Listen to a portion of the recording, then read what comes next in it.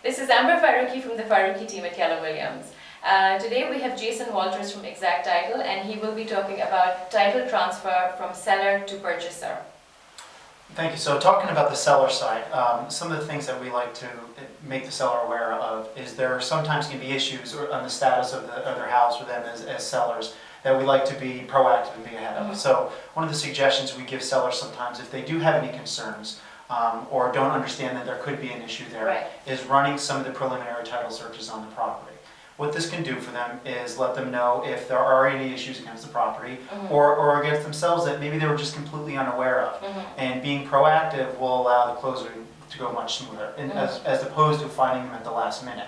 Because title doesn't tend to be ordered until later on in the process. So it's one of the suggestions that we give if there's any bit of uncertainty with the seller. So when we're listing a property and we're about to put it on the market, you're suggesting at that time it may be a good idea if the seller has any concerns or a thought that yes, I may have something on title to run a preliminary title search. If there's a concern, it's absolutely a suggestion. Best to address it. Sure. And again, just like in any closing, our goal is to not cause any unnecessary delays. Because the process can be daunting as it is already. So we like to be proactive. And what's the cost of that preliminary title search? It depends on what their concern is. There are some searches that are as small as $17 or $20. The full package can be $300 or $400 if they're ordering everything. But if we have a conversation with them and we understand where the uncertainty is, maybe we can specifically order a certain search. Yeah, very good. And on the buyer's end, when the purchaser is looking to take title of a property, right? So your role as a title company comes in after the bank has cleared their loan to close. That's so it's kind of towards the end, right, when everyone's ready and the title is about to be transferred right before closing. Right. Call it the last 1/3 of the transaction. So at this point they have a mortgage commitment that's out. Now we'll order the title. And ordering title can open up a whole bunch of different things. As we were talking about, there can be some concerns or items that can come up without going into too much detail here. Our goal as a title insurance company is to give free and clear title to the buyer. So any concern that comes up in title, we have to find it, clear it, and then issue the clear to close. So what's key is what we find. Some transactions, very minimal things come up, and there's other transactions where there's huge issues, which is why we buy title insurance when any buyer buys a home.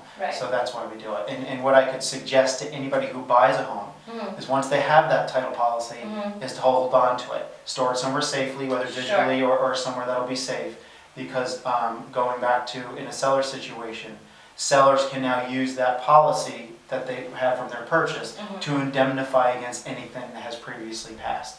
So it's a key thing for both sellers and buyers to be aware of. And it's so important, right? Because nobody wants to take a property that had issues prior to it, and when buyers on our end, as agents, when they're waiting right after their loan is clear, they're like, what is it that we could be waiting for? And basically, we're waiting for the title to clear, so they own the property free and clear. Depends on what we found. Like I said, a minor issue can take a couple of days to clear. Major issues can be 3 months, 6 months. If it's major. And what are some of the major issues? Major issues can be prior liens or prior mortgages from people who've owned the house to removed, issues like that. There could be certain violations against the property or against the people that could be extremely extensive in terms of the amount that's owed. That could be huge delays as well. And it can go on and on. It's everything from federal tax liens, tax issues, all different things that we find when we do our searches.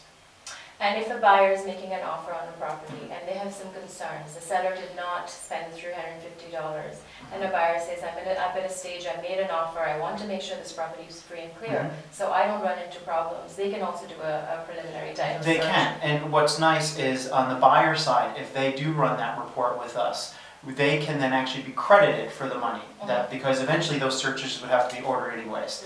And again, it can be as minor as a single search because they have a single concern, or it can be the full range of searches that we can order on the property that will show them everything. So it always depends on the concern.